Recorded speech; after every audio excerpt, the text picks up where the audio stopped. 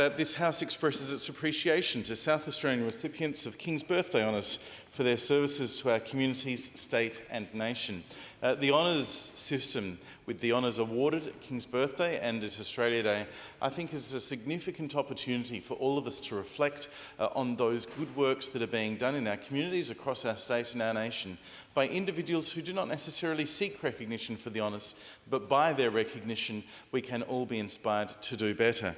Today I will take the opportunity to highlight a few of those examples of service who were awarded King's Birthday honours, that we may all take the moment to think about those in our electorates, in our communities, and for those of us in portfolio areas, those in our portfolios, and thank them for their work.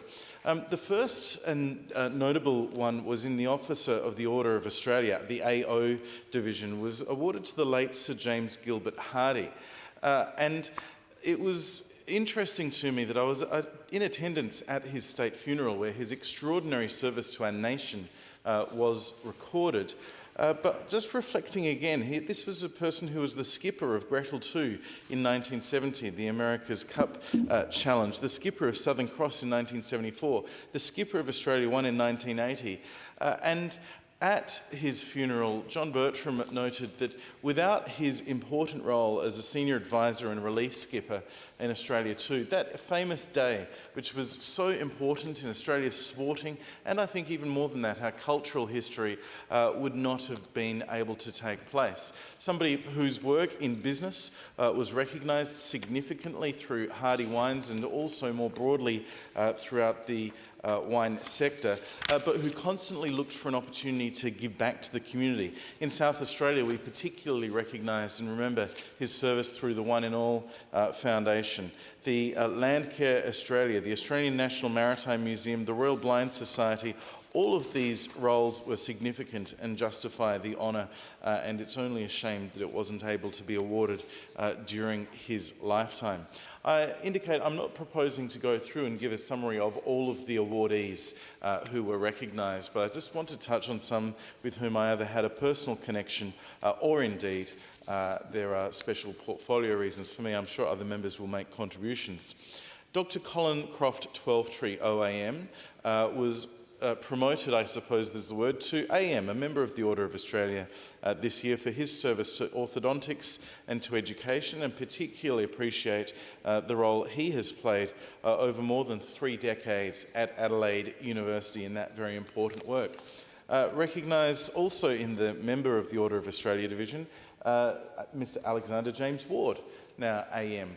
Now, his recognition was for significant service to the legal profession and to the arts. It's some time since Alex Ward was president of the Law Society of South Australia, nearly 20 years, I think, but I think that it's also fair to say that his role modelling of that for subsequent Law Society presidents is still reflected on positively. He's obviously also served as president of the Law Council of Australia and the Commonwealth Lawyers Association.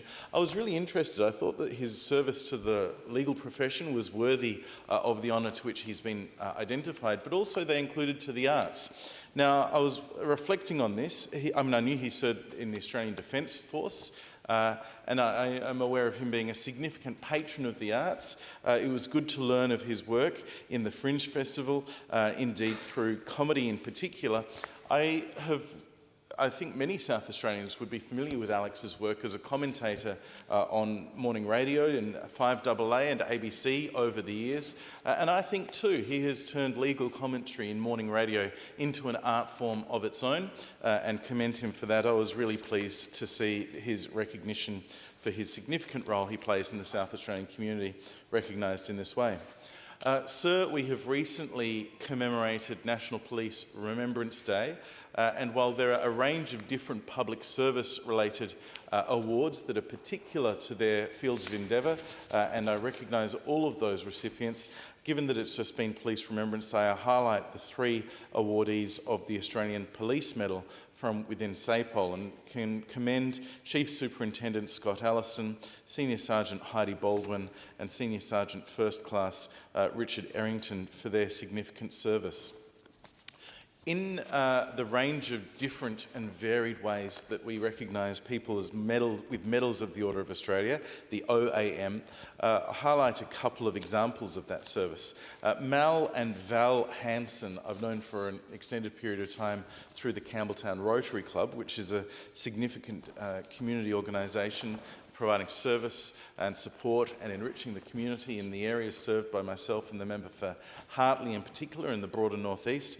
Mal and Val's special elevating role within the club has been, I think, particularly their contribution to the Campbelltown Rotary Outback experience.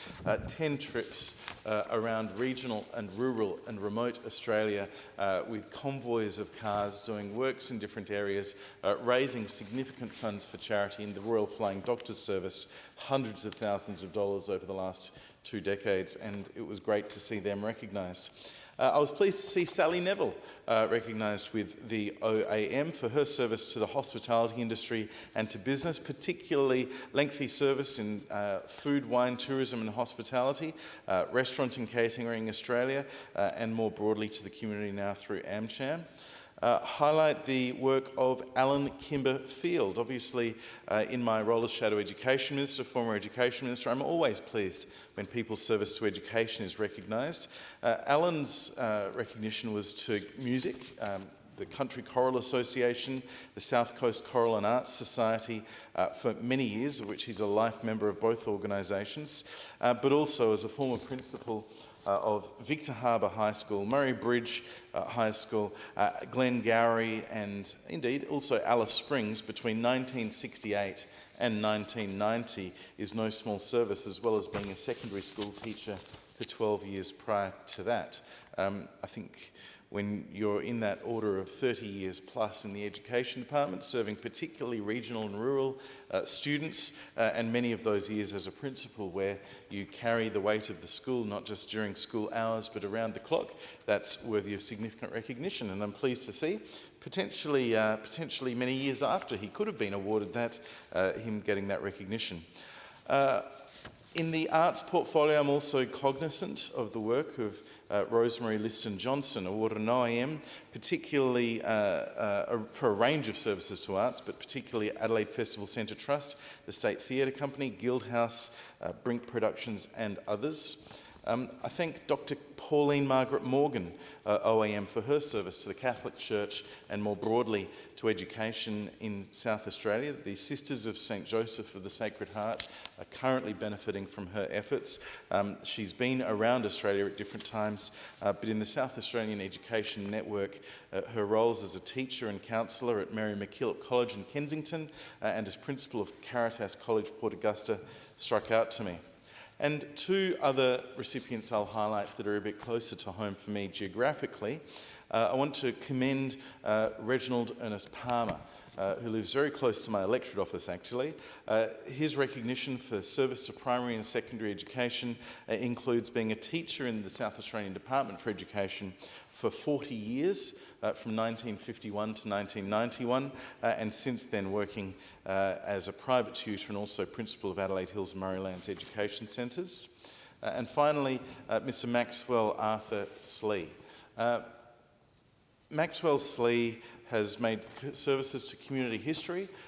He was a police officer from 1963 to 1985 and has since that time maintained a significant role in the South Australian Police Historical Society.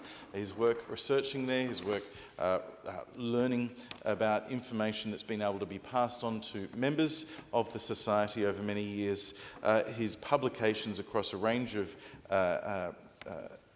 topics have been appreciated, as has his service as a Justice of the Peace through APEX and a range of other community activities.